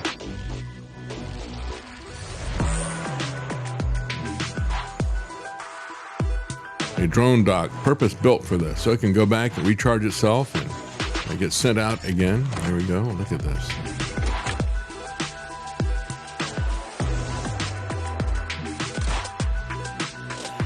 This is basically what Eisenhower warned us about. He was talking about the military-industrial complex, but it applies to technology in general, and this is the police state industrial complex. SIC, PSIC. The American model is less centralized, more commercially disguised. China built its panopticon through state planning and party decree. The U.S. increasingly assembles comparable technical capabilities through municipal contracts, venture capital financing, homeowners association fees, federal police grants, smartphone applications, and terms of service agreements that nobody reads. That's how we get to this point. And so as they point out in here, we're somewhat to blame because we didn't stay vigilant. When we look at this stuff, it comes in as a kind of soft tyranny. Well, we get the phones because they're very, very convenient. And then all of a sudden, they are the spy device. I'll never forget some of the documents that Snowden released. Not all of them were reported on in the United States because nobody wanted to criticize Apple. It was only in Germany, in Der Spiegel, that they published one set of slides that were taken from the NSA. And I've shown that over and over again. I don't have it to show you today. But basically, it said, who would have thought in 1984, and it shows the famous 1984 Mac commercial, launching it. That was the one that was done by Ridley Scott. It only ran once at the Super Bowl, but people played it over and over again. It's one of those things like the Johnson Daisy commercial that he ran against Goldwater, and everybody kept playing it over and over again. So who would have thought in 1984, when Apple was pushing back against Big Brother, And then they said that this would become Big Brother. And it shows Steve Jobs holding up an iPhone. And then the next shot, the next slide, is an Apple store that everybody lined up, and it said, so that this would be Big Brother, and that the, and I forget what they called us, zombies or whatever, would line up to pay for it. We pay for our own surveillance because we don't understand what is really behind this and what they're truly doing with this. So Americans have been trained to confuse privacy with secrecy. The familiar assertion that people with nothing to hide have nothing to fear assumes that privacy exists primarily to conceal wrongdoing. Well, that is the case with national security, I would say. And so it is the epitome of hypocrisy and lies for the secretive national security state. And again, it goes back to Truman. It was like FDR kicked off the welfare state and LBJ pushed it further down the road. But it was Truman who kicked off the surveillance state, who kicked off national security, who kicked off the idea that we are the world's policemen, and began one futile war after the other, one wrong-headed, illegal, unethical war after the other. And so, as they point out here, privacy is a good thing. Privacy provides the breathing room that people need to develop beliefs, form relationships, seek medical care, communicate with confidential sources, right? And all of that is a benefit of privacy. You have to have privacy if you're going to have a free society. People close bathroom doors, and that's not a crime. They seal lawful letters. They lower their voices during personal conversations, and they resent strangers who follow them home, even if the stranger remains on public streets. The reactions are not admissions of guilt. They reflect the basic human expectation that a person should be able to move through life without continuous examination by institutions that are processing them for greater power than the individual being observed. The thing is, if you were to tell an average person that a random person on the street is following them, observing them, cataloging everything they do, they'd be freaked out.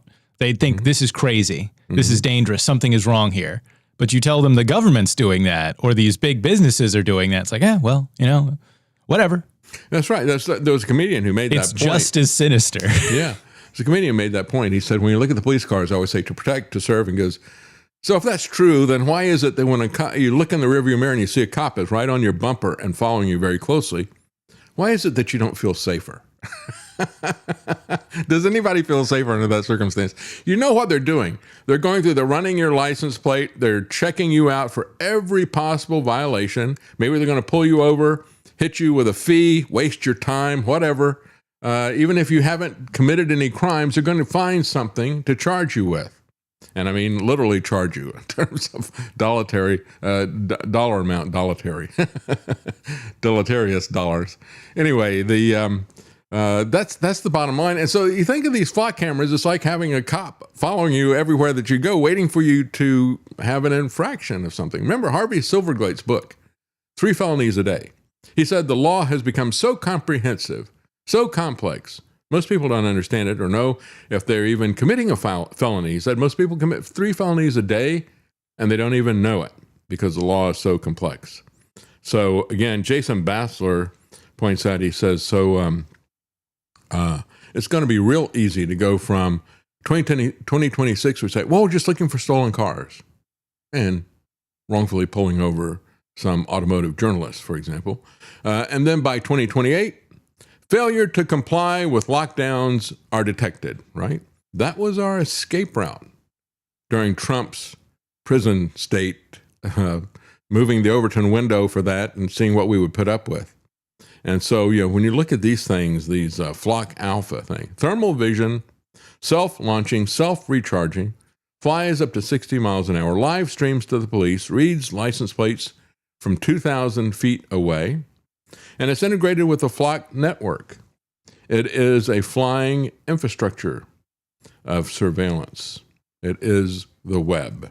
It is the net that they want for us. So when we look at all this, where did the data centers come in? Well, as I point out, Flock is the eyes, data centers are the brain, and the federal policing that we see being tested With ICE, that's the hands. And so the U.S. Data center protests are also going national with a growing backlash, and 86% of all Americans oppose data centers in their neighborhoods. The Data Center Coalition says that they are, quote, mitigating any negative impacts to households and businesses. And so understand that if we're going to oppose them, just like Matt Trujillo pointed out, and I played that piece from him, he said, it's not these things that they're doing in the neighborhoods and the amount of water that they're using and the electricity and the increased cost to us for our electric rates, as well as increasing the unreliability because it's such a load being put on the grid. They may have to shut it down periodically if it gets out of control. Those are all big problems. Those are immediate problems.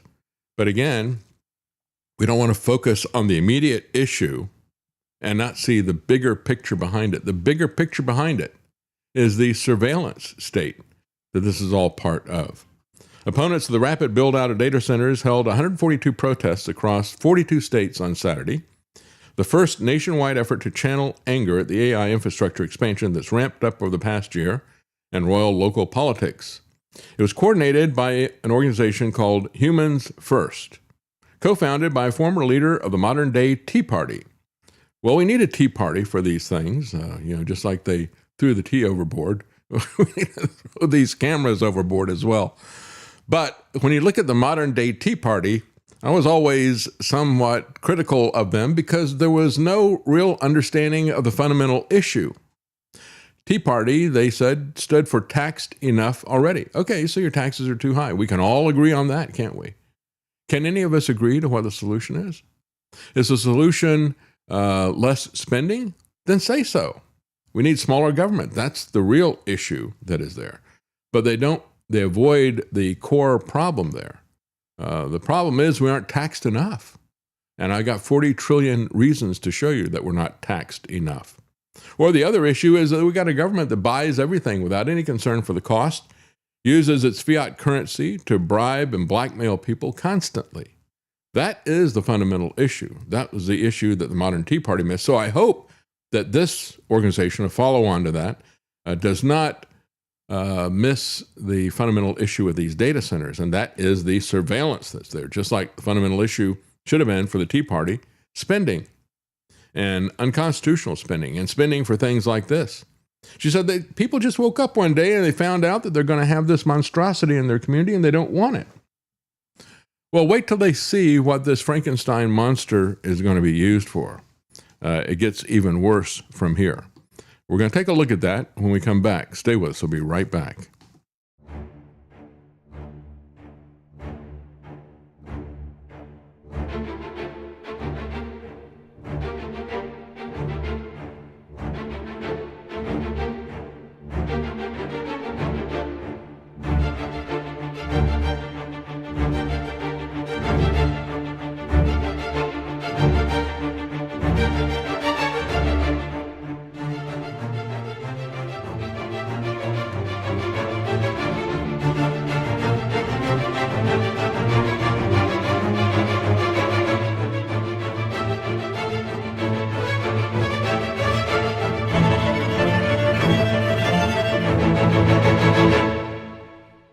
You're listening to The David Knight Show. In July of 1896, exactly 130 years ago, I warned this great nation of the government's plan to crucify mankind upon a cross of gold. Of course, that was before they started to bleed us dry with the death of 1,000 fiat paper cuts. But after you bought every single commemorative David Knight Show coin in gold color, the podcast's gold reserves are depleted. They issued 100 numbered gold-colored coins and declared the mint closed. The people cried out, "Free silver!" Well, the likes of J.P. Morgan can't stop this all-new commemorative coin. Now in silver color, while supplies last, this commemorative coin does not contain precious metal, but does keep the show on the air, equal to the gold color. This limited run is numbered 1 to 100. Get yours today at thedavidknightshow.com. Hurry, because supplies are disappearing quicker than the purchasing power of the dollar. That's right. The purchasing power of the dollar is disappearing quickly. They've been changing their metrics. This is the first contribution of Trump's new Federal Reserve Chair, Kevin Warsh. His contribution is, well, we're going to change the way we calculate inflation so it looks better. If you understand what's really going on, you need to be getting into real gold and real silver. Of course, that coin supports our show, but you can also go to davidknight.gold and Tony Arterburn, who also supports our show. And he has gold and silver that you can buy, and it is private. That's the key thing. The privacy of having physical gold and silver that you own, that you know where it is, and that is something that is worth its weight in gold, isn't it? How's that for a slogan? That's but nobody ever thought of that, right? But anyway, you can go to Tony Arterburn's Wise Wolf Gold, and you can, something that Tony does that I really like is the fact that you can set yourself up on a regular savings program and dollar cost average this stuff off and gradually set aside some money to save your wealth, because this is all about wealth confiscation. That's really what monetizing the debt and the types of things that the federal government is doing is all about. Well, again, when we look at these protests over the weekend, we had, here's in this article here from Technocracy News, they point out left-leaning guy, his name is Ivan Del Sol, was leading a protest in the California desert where they were going to have 260 million gallons of water in the desert per year taken out of the Colorado River. And of course, this is one of the things that we talked about. Remember when they put up their big data centers for the NSA, the one that they put out in Bluffdale, Utah, in the middle of the desert, where they've already got a water problem, using massive amounts of water and electricity, but paling in comparison to what these data centers do. Teeny in terms of its impact. And yet people were complaining about it then and was like, what is going on with this?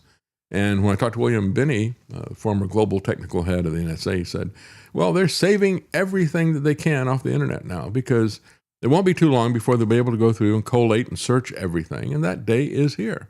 And that's what these AI data centers are about. They built these data centers as warehouses to keep as much internet traffic as they could. Now they've got the analyzers that they're putting in. And forget about artificial intelligence, it's analysis intelligence that they're putting in. And it's the way that they can go through and sort through all of this stuff to identify and pigeonhole everybody. The guy goes on, who's talking about the massive amounts of water. He said, it's dystopian that you could use this much fresh water for AI. No, that's not dystopian. It's almost like Crocodile Dundee. The guy pulls out a knife, and Crocodile Dundee, remember that movie? Pulls out this giant version of a Bowie knife or whatever. He goes, that's not a knife. This is a knife. Well, I say this using the water is not dystopian. What the AI is going to be used for is dystopian. That is the knife, and we better understand how that's going to cut.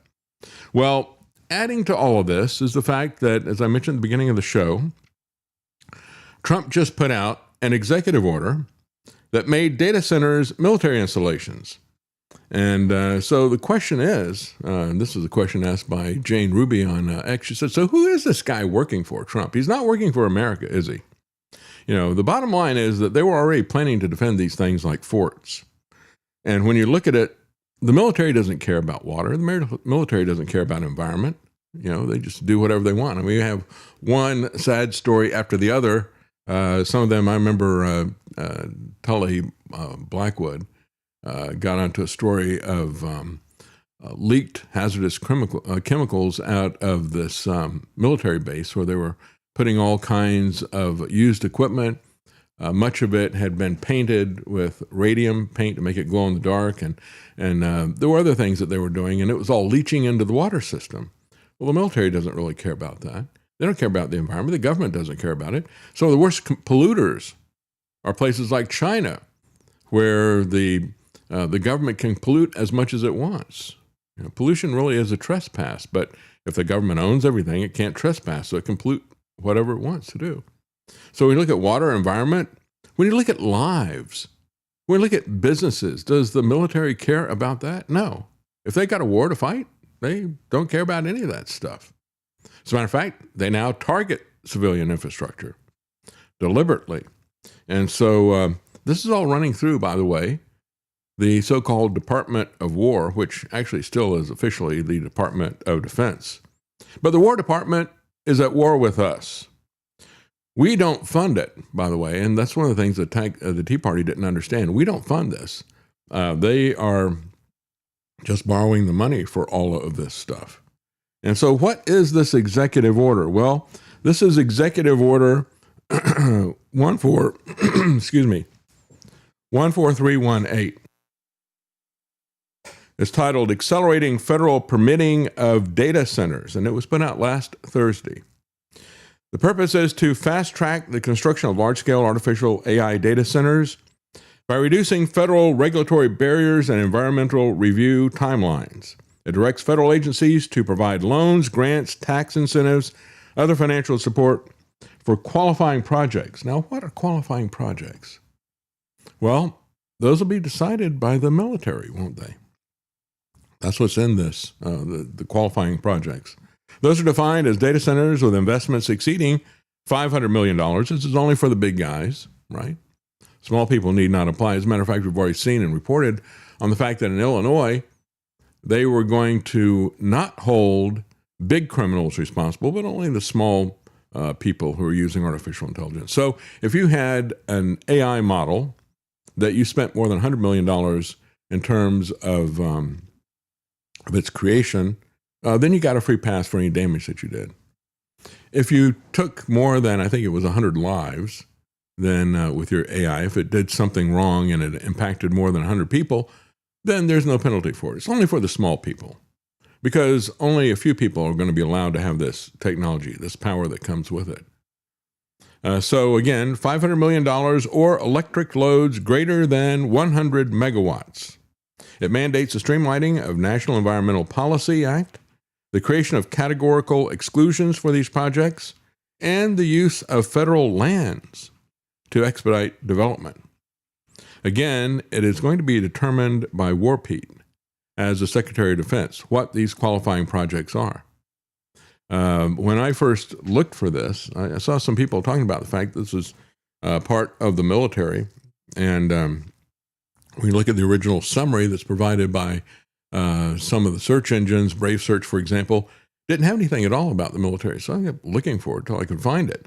And the reality is, if you look at the actual law there, or not law, executive order, it's furthest thing from the law that you can imagine. But it's now a national security priority. And so when you have that, Constitution is not allowed. It makes all the difference in the world if it's connected with the military, and the military will be deciding which of these projects are qualified. That'll be, as a matter of fact, it mentions specifically the Secretary of the Department of Defense, because even though War Pete calls himself the Department of War head, it is still officially the Department of Defense. As a matter of fact, Donald Trump has made it very clear how he's going to run this thing through. It's not just this is yet another vector of control that he's bringing into this. His primary vector is still the same type of stuff that he did in 2020 with the lockdown. Had so many people push back against me and say, well, Trump's not doing this. I said, yes, he is. This is the way every Democrat and Republican uses the power of fiat currency to bribe and blackmail people. Oh, that's a nice grant that you got there. It'd be a shame if you lost that because you don't do what I tell you to do. Or you got that great contract with the government, if you're a private corporation or if you're a hospital or whatever. So get your people vaccinated because I say so. Otherwise, I'm going to take that away from you, right? The bribery, the blackmail. Because you have to convince your community how great these things. You can't fight it. You have to go with it. And you're going to have all that protection, and we're giving you automatic protection. But you're going to make a tremendous amount of money. You're going to reduce taxes. And you're going to have something that if you don't have it, everybody else wants it. Yeah, remember this? They have to get the shot. The vaccinations are so important. This is really going around now. They have to get their shot. Yeah, that's what he was saying to everybody about a year before he rolled out the fake pandemic. Hey, you got to get this shot. Now you got to get the data center. Do you get the idea where this is headed? Got to get the shot. Got to get the data center. It's really going around. You're going to make so much money if you do this, you're going to have this. And that's the way he's selling it to state and local government. I will pay you for this. Same thing he did with the pandemic. Folks, they realized, just as Trump said about his own personal corruption, he said, I was very careful the first term. Then I realized that people really don't care. So now he's just going for it. And that's the same thing he's doing with this as well. And when you look at the fact that this is all happening as they are merging the military and the intelligence communities with the IDF, that is increasingly concerning, right? Again, the military doesn't care about water. Military doesn't care about oil, right? Doesn't care about the global economy. It doesn't care, just like Trump didn't care about the mom and pop organizations on Wall Street. It was only the big companies that really mattered to him. We locked everything down. They don't care about any of that stuff. They don't care about our lives. And so the fact they're going to make this a military tie-in is there to as another cudgel to make sure they're going to beat us into submission in terms of saying you can't resist these AI data centers. And now there's also talk that they will use eminent domain. Of course they will. Could eminent domain be used to seize your land for AI data centers? Well, they say anything's possible. I would say that is very, very probable. Again, they have to have this surveillance state. The flock system is their eyes and the nervous system. The AI is their brain. ICE is their hands. And the motivation and the manipulations are coming from Israel. They do it anyway, so they're going to steal your land and steal your home. It's the same type of stuff that we've seen with radical Zionists, the same kinds of plans that we've seen with the World Economic Forum as well. And so this article, which is kind of saying, well, you know, this could be a problem. No, it is a problem. They point out even that power companies in states like Georgia and Pennsylvania have already been considering the use of eminent domain because they've got to roll out this infrastructure and increase it so radically. We've seen this type of thing in the past. The Keystone Pipeline, which I supported the pipeline in theory, in the sense that, yeah, we need to get that oil and we need to get it down. And I think pipelines are a much safer way to do it than doing it by any other means of transportation. You put it in a ship, that's probably the worst possible scenario because it can crash and spill everywhere. But as we've seen with the Exxon Valdez and other things like that. But the same thing can happen if it's on a train or if it's on a truck. A pipeline, yes, it can get a leak, but it is far more easily controlled with that. However, the Keystone Pipeline was being run by a company that was Canadian. It's called TransCanada. And they were given the power to condemn property, and they were going through and destroying people's farms that they'd had for 150 years for this particular pipeline. I said, no, that is wrong. Yeah, I'm not opposed to the pipeline per se, but I'm opposed to the eminent domain that came with it. And the fact that they would give this ability to a corporation for their own use, and not only that, but a foreign corporation. We had seen this done once before. Remember the Kello decision out of New London, Connecticut. That was a 2005 Supreme Court decision, 5-4. It was very narrow. It was before Samuel Alito was there. But Sandra Day O'Connor wrote the opinion, was joined by Rehnquist, Scalia, and Clarence Thomas. And they were concerned about the fact that this eminent domain was being done to benefit a private corporation. I didn't realize until I went back and looked up the Kello case. The private corporation, folks, was Pfizer. It's such a small knit group of criminals, isn't it? Like I said before, it's a small world after all. It's like a Dickens novel. We're all related to each other. Well, Pfizer, I guess, would be Uriah Heep. But anyway, it was a Pfizer facility. And even though they got the power to condemn it, and they did condemn it, they didn't build the big facility that they're going to put there. Kind of like what Trump did to that widow who was like a real-life version of Up. When he had his casinos, he wanted to expand the parking lot, and he got everybody else to sell except for one holdout, just like in the Pixar movie Up. And she would not sell. And so he went to the government, local government, got them to condemn it, took her home. Then he declared bankruptcy with his casino and never built the parking lot. Same type of thing happened with Pfizer. It's just the same MO from the same criminals over and over again, isn't it? Well, South Dakota and Vermont have already backed up seizure by power companies on the grounds that their transmission lines provided some energy to in-state customers and shored up the local power grid. However, if we go back to 1984, and of course this is ancient history, we have strayed so much further from the Constitution, haven't we? But in 1984, the Mississippi Supreme Court denied a power company's condemnation because of the transmission line. The transmission line was scheduled to run from Mississippi to Louisiana, but it would not have provided any benefit to Mississippi customers. So there you go. Now the question is, on the basis of that, what benefit do we derive from these surveillance centers? Well, that's a rhetorical question, isn't it? So only Fox News had come up with this oxymoron headline.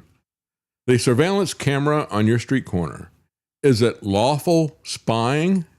It is never lawful for the government or for individuals to spy on you. Got to get a warrant, right? Or is it constitutionally problematic? Yeah, we got a little bit of a constitutional problem with this. Don't worry, we don't pay attention to the Constitution. We can always come up with some kind of a legal prevarication. Trump does that on a regular basis, right? He does whatever he wants with an executive order, and then he comes up with some novel, absurd legal theory to try to back it up, to tie it up in the courts. Law enforcement say the tools help them to solve crimes more efficiently. Yeah, it is more efficient to never get a warrant, isn't it? That's what Mike Johnson was saying. He said, we're not going to do warrants. Can you imagine how long it would take us to do warrants for this stuff? No, forget about that. So then the flock people tell you have no privacy in public. Yet, as I pointed out before, people don't really value privacy, and they don't see the flock forest because they're only looking at that one camera. This is kind of interesting. Now, Tim Burchett, I've agreed with him on some issues, disagreed with him on some other issues. I think he's been grandstanding a lot on UFOs, but Tim Burchett has proposed the Protection Against Mass Surveillance Act. This week, to prohibit the federal government from purchasing or using mass tracking tools, in addition to banning states from using federal funding for the same systems. I agree with that 100%. I haven't read the bill, but as stated there by Fox, I think that is excellent, and I would thank Tim Burchett for doing that. He said, we need to ban these daggum things. That's a quote. He argues the cameras are warrantless surveillance tools. He's right about that. And that they violate the Fourth Amendment. He said Americans should never have to choose between safety and liberty. No, actually, we're not choosing between those two. We're choosing between the promise of safety and the reality of liberty that they want us to surrender. And finally, when we look at Facebook, as I said before, this has all been channeling through these internet Silicon Valley masters of the universe that they created. And here's another good example, Facebook. They now have a new little badge that you can have. And who wouldn't want to have another Facebook badge? I mean, that's just so valuable to your life, isn't it? Reminds me of the gold stickers that they put on your papers in school. I never cared about that. I never cared about my grades. But yeah, they want people that's part of the thing that school trains you for, I think, is the peer pressure and the pressure from above. But yeah, you can get that badge on Facebook now if you give them a video selfie of your face. So you turn on your camera and then you'll move your head from side to side and it can get a full biometric scan. Yeah, what's creepy about that? Remember when Sam Altman, first time I ever saw Sam Altman was way before he took over OpenAI. He was pushing out his WorldCoin, and that was the thing where they got that orb, looks like a big eyeball, but what you do is you put it up to your eyeball and it does a retinal scan. And why would you do that? Well, because he's going to graciously give you a little bit of his junk meme coin that he created, WorldCoin. So here, I'll pay you for that. He doesn't pay you for that. I mean, these cryptocurrencies are just like the fiat currency from the federal government, even worse, because most people don't accept it in payment. And so he aspired to do that. And of course, we've seen this kind of aspiration from Mark Zuckerberg in the past as well. Before they started pushing for the digital currency and the pandemic and all the rest of the stuff, he came out with a white paper for a proposal for a digital currency that he was going to operate. He called it Libra. Do you remember that? And in this white paper, in the middle of it, he really buried the lead, if you know what I mean, because the key part of this white paper was at the very center of it, his sales pitch to the governments for why they should let him create a global currency and be the world's central banker. The central pitch in all that was, if you let us do this, this digital currency will become a de facto digital ID, and you can use that to track your people. Oh, well, let's buy into that. You know, many people said at the time. So that is where he's coming from. Just like Sam Altman, Mark Zuckerberg is always looking to further the agenda of a global ID, something that they can monetize and something they can sell to governments. And that's one of the reasons why these people have been the hand-picked masters of the internet. This is arriving at the same month that Google added a selfie video sign-in that records a user's face to recover a locked account. So again, Google and Facebook doing this at exactly the same time. Very similar to what Sam Altman wanted to do with WorldCoin. Age check laws in several U.S. states and in Britain already require a face or an ID scan to open some accounts. And as a matter of fact, Apple is doing that with their iPhone in the UK. So you buy an iPhone and it's going to block places on the internet. You can't use it to look at the internet if you don't give them the kind of ID that they are playing footsie with the tyrannical British government at the same time. These are all players that were backed again by the interlocking venture capital firms that had all of these national security spies, spooks, and liars on providing money to these people at the very beginning of all this. So again, when we look at this, yeah, we talk about Flock, but remember, it's not simply about Flock. It is much bigger than that. It is the overreaching issue that we see happening here. Real quickly, before we run out of time, let's take a quick look at something's happening with ICE. And of course, we have seen these people rushed out, hyped up, given quotas. Don't worry, we're going to cover you. Do whatever you need to. It doesn't matter. Forget about warrants and all the rest of this stuff. So they're expanding their random door-to-door searches. Agents have might come up to you and claim they have a right to enter your home. They do not. Not without your consent, not without a valid judicial warrant. And there's a big difference between a judicial warrant and something that is signed by an ICE officer or an immigration judge. So be careful about these people who are basically loose wheels by design, and they are operating under color of law. As they point out, if you choose to even talk to these people, you don't have to talk to them. I mean, they might kick your door in, but make sure you record everything. If they've got a warrant, tell them to slide it under the door or to hold it up against the window so that you can look at it. Check the name, address, and areas that they are authorized to search. Do not ever, under any circumstances, talk to these people. This is a mistake people make all the time, whether it's CPS, Child Protective Services, or the FBI. Just because you're innocent doesn't mean they won't hang you. They're constantly looking for any kind of minor contradiction, and they'll hang you on that. You don't have to have committed a crime. It is a process trap when these people come. It is a fishing expedition. And there's no telling what they're going to find. Like I said before, it's like the cop who rides your bumper. He's looking for anything that he can find. And that's what these people do when they come to your house. A badge does not trump the Fourth Amendment, not even under Trump. And why is this an issue? Well, look at what happened just recently. We had some ICE imposters kidnap some people. How is that possible? Well, because they don't have uniforms, because they put masks on their face, because they have unmarked cars. How can you tell ICE from a criminal? First at 11, a warning from state police and the FBI after a group of men posing as ICE agents, they say, pulled over a driver in Clackamas County, detained, and then assaulted them. Catherine Cook spoke with community members. And Catherine, it sounds like this might not be the first time. No, David, and they fear this will keep happening as long as actual ICE agents conceal their identities and refuse to show warrants and other arrest documentation. On this dusty stretch of Highway 211, east of Woodburn, 3 men, allegedly posing as ICE agents, pulled someone over and assaulted them. This, according to Oregon State Police and the FBI. They say it happened the afternoon of July 17th. Investigators say the men were driving a blue or gray SUV with no license plates that had flashing red and blue lights. The men wore green shirts, face coverings, and tactical vests labeled police, and one of them had a rifle. After pulling the victim over, police say the men forced them out of their car, searched them, held them in their SUV, and assaulted them before finally letting them go. This is the kind of attacks that we were afraid would actually happen. We know that when... Yeah, so then the question becomes, how do you tell an ICE agent from a kidnapper? And someone put up this helpful graphic. No, you're ICE agent.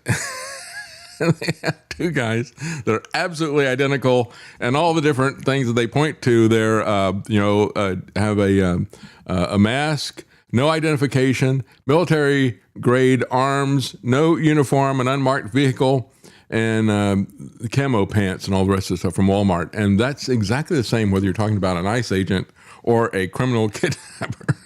So there you go. But before we run out of time, I want to give you an update on Mitch McConnell. And I was struck by how similar this is to a running joke that was on Saturday Night Live in the early days of Saturday Night Live. Chevy Chase would do his weekend update. Our top story tonight, Generalissimo Francisco Franco has been critically dead now for 11 weeks. And his doctors refuse to speculate on how long he can last in his present condition. Yes, Justin, from Spain, a medical team has announced that Generalissimo Francisco Franco is still valiantly holding on in his fight to remain dead.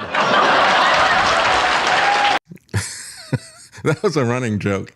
And as a matter of fact, the repression in Spain, again, this guy was an authoritarian fascist. It doesn't matter if it's fascist or communist, it's the authoritarian aspect of it.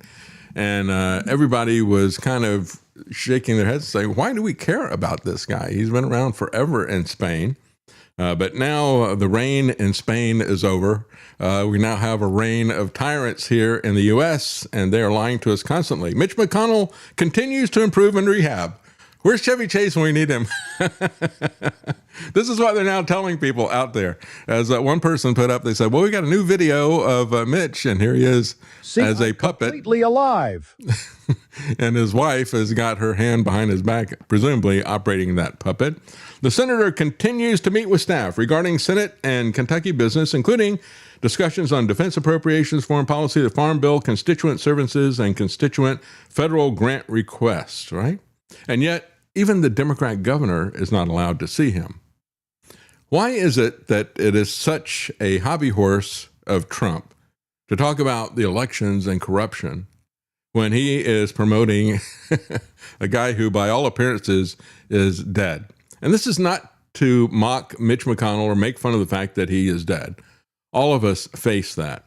And yet the reality is that they have made him a laughingstock. They have made him an object of satire because of the obvious lies that they're putting out there.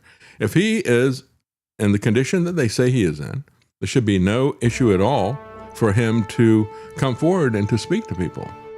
And yet that is the level of in-your-face contempt. This is something that was typically, yet again, typically another hallmark of an authoritarian regime. The fact that we're going to keep the leader going forever, even if he's disappeared and presumably dead. And of course, Handy pointed out, who's had decades of experience as an EMS, he said, we have somebody in those kind of conditions that he was found in, he's either brain dead or dead. Thank you for joining us. Have a good day.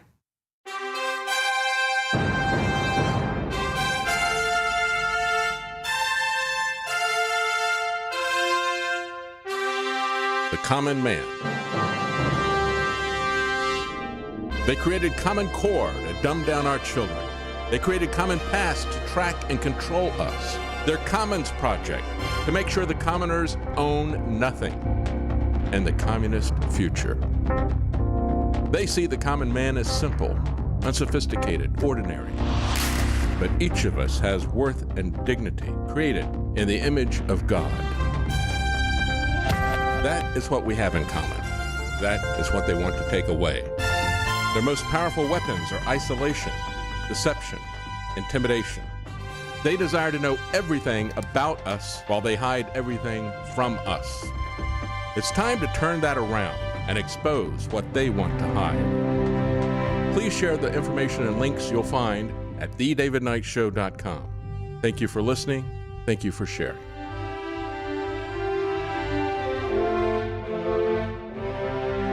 If you can't support us financially, please keep us in your prayers.